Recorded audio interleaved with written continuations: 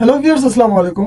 আপনার কাছে যদি 20,000 টাকা থাকে আর আপনি যদি কোনো ফোন পছন্দ করতে পারতেছেন না যে 20,000 টাকার ভিতরে কোন ফোনটা কিনলে ভ্যালু ফর মানি হবে, সো আমি আপনাদেরকে সাহায্য করবো top 3 one of the best phone আমাদের বর্তমান 2025 সালে বাংলাদেশের ভিতরে, যেটা অফিসিয়াল আনঅফিসিয়াল দুটাই আছে। তো দেরি না করে চলুন let's start our today's video. তাহলে প্রথমে আমরা যে ফোনটার কথা বলতেছি সেটা হচ্ছে ইনফিনিক্স হট 50 প্রো প্লাস। এই ফোনে যদি আমরা ডিসপ্লে দিকে তাকাই 6.78 ইঞ্চের ফুল এইচডি অ্যামোলেড ডিসপ্লে দেখতে পারবো, যেখানে পাঞ্চওয়াল হোল ডিসপ্লে ইউজ করা হয়েছে। সো এখানে 120 হার্টজ এর রিফ্রেশ রেট দেওয়া আছে, 1300 nit peak brightness, in display fingerprint আর এর প্রোটেকশন হিসেবে দেওয়া আছে কর্নিং গরিলা গ্লাসের প্রোটেকশন। আর এই ফোনের চিন বেজেল বাই তুলনামূলক একদমই নেই বললে চলে। সত্যি কথা, এটা কিন্তু 3D কার্ভ ডিসপ্লে হতে ফোনটা আসলে দেখতে ভালো লাগতেছে। আর এই ফোনটার থিকনেস একদমই কম, ওয়ার্ল্ডের ভিতরে সবচেয়ে চিকন আর পাতলা একটা ফোন এটা। আর দেন যদি আমরা এই ফোনের ক্যামেরা দিকে তাকাই, এখানে রেয়ার হচ্ছে ট্রিপল ক্যামেরা সেটআপ ইউজ করা হয়েছে। মেইন ক্যামেরা 50 মেগাপিক্সেলের, দেন হচ্ছে 2 মেগাপিক্সেলের ডেপথ অ্যান্ড একটা হচ্ছে অক্সিলারি লেন্স, যেটা কোনো কাজে না।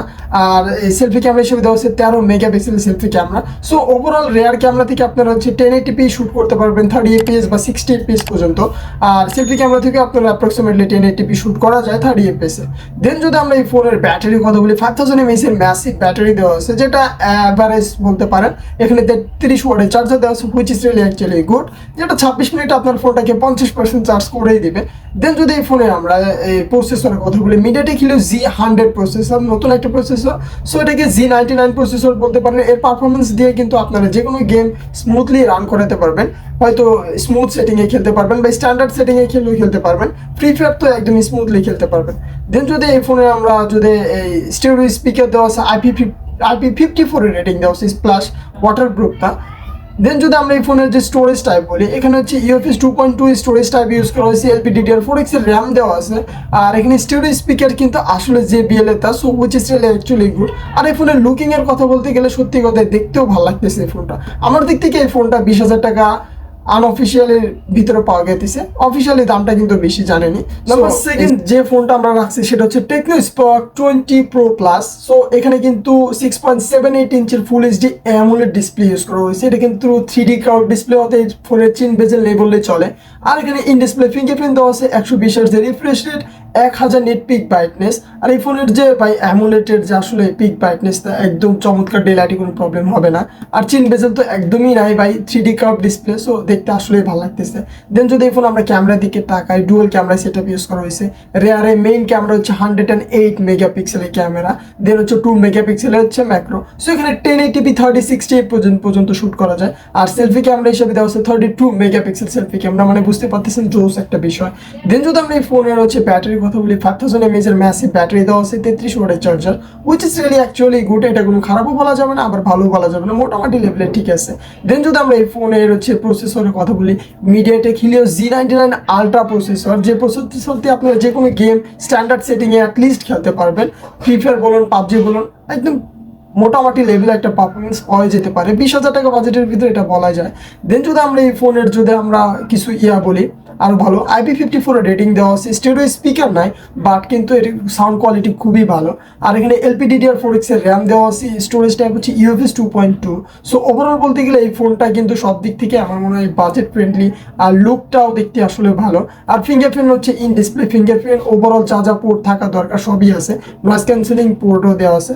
সো বাজেটের সাথে এই ফোনটা আনঅফিসিয়াল আমাদের বাংলাদেশে 21-22 হাজারে পাওয়া যাইতেছে। তাহলে 3 নম্বরে যে ফোনটা আমরা রাখছি সেটা হচ্ছে Redmi Note 14 5G। At first আমরা যদি এই ফোনের লুকস অ্যান্ড ডিজাইনের কথা বলি, লুকসটা দেখতে আসলেই ভালো লাগতেছে, যে কারো এই ফোনটা পছন্দ হয়ে যাবে। তাহলে অ্যাট ফার্স্ট আমরা যদি এই ফোনের ডিসপ্লে দিকে তাকে 6.67 ইঞ্চ ফুল এইচডি অ্যামোলেড ডিসপ্লে ইউজ করা হয়েছে, যেখানে 120 হার্টজের রিফ্রেশ রেট দেওয়া আছে, 2100 নিট পিক ব্রাইটনেস, আর দেওয়া আছে ইন ডিসপ্লে ফিঙ্গারপ্রিন্ট। দেন যদি এই ফোন আমরা চিন বেজেলের কথা বলি, তুলনামূলক চিন বেজেল চিকনই রাখার চেষ্টা করছি। ওভারঅল বলতে গেলে ডিসপ্লেটা আসলেই ভালো। আর এখানে প্রোটেকশন হিসেবে দেওয়া আছে কর্নিং গরিলা গ্লাস 5 এর প্রোটেকশন, V3 প্রোটেকশন। দেন যদি আমরা এই ফোনের ক্যামেরার দিকে তাকাই, ট্রিপল ক্যামেরা সেটআপ ইউজ করা হয়েছে। মেইন ক্যামেরা 108 মেগাপিক্সেল, যেখানে OIS বা EIS দুটাই পেয়ে যাবেন। দেন হচ্ছে 8 মেগাপিক্সেল আলট্রা ওয়াইড অ্যাঙ্গেল, দেন হচ্ছে 2 মেগাপিক্সেলের ডেপথ ম্যাক্রো।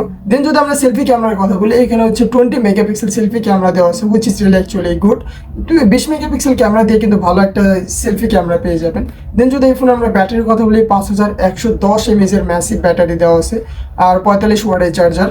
এখানে LPDDR4X এর র্যাম দেওয়া আছে, আর স্টোরেজ টাইপ হচ্ছে UFS 2.2। আর এখানে প্রসেসর হিসাবে দেওয়া আছে মিডিয়াটেক ডাইমেনসিটি 7025 আল্ট্রার মতো 5G প্রসেসর, যে প্রসেসর দিয়ে আপনারা চাইলে যে কোনো গেম একদম স্মুথলি গেম প্লে করতে পারবেন। বিশেষ করে আপনি যদি ফ্রি ফায়ার খেলে থাকেন তাহলে তো আরও ইজিলি গেমটা খেলতে পারবেন, বাট পাবজির ক্ষেত্রে হয়তো একটু ল্যাগ মারতে পারেন, কারণ এখানে হয়তো স্মুথ সেটিংয়ে এটা সাপোর্ট করতে পারে, অত যে ভালো একটা এমন কোনো বিষয় না। আর এই ফোনের যদি আমরা কোনো নেগেটিভ দিক বলি, ওভারঅল এই ফোনটা আনঅফিসিয়াল আমাদের বাংলাদেশে 23-24-এর ভিতরে পাওয়া গেছে, যদিও কিন্তু এটা 20,000-এর ভিতরে ফোন। যদি আপনার কাছে বেশি টাকা থেকে থাকে আমার মনে হয় ফোনটা নেওয়া একদম ফ্রি হবে, 5G ফোন তো সময়ের সাথে সাথে 5G নেওয়া আমার মনে হয় বেটার হবে এখন রাইট নাও, এটা ঠিক হবে। সো ওভারঅল এই ছিল ফোনটার ওভারভিউ। আপনাদের মাথায় যদি আরও কোনো ভালো ফোন থাকে কমেন্ট সেকশনে বলে দেন, তাহলে যারা দেখবে তাদেরকে হয়তো এই ফোনগুলো দেখে সাজেস্ট করা যেতে পারে যে এই ফোনটা মেবি ভালো হতে পারে।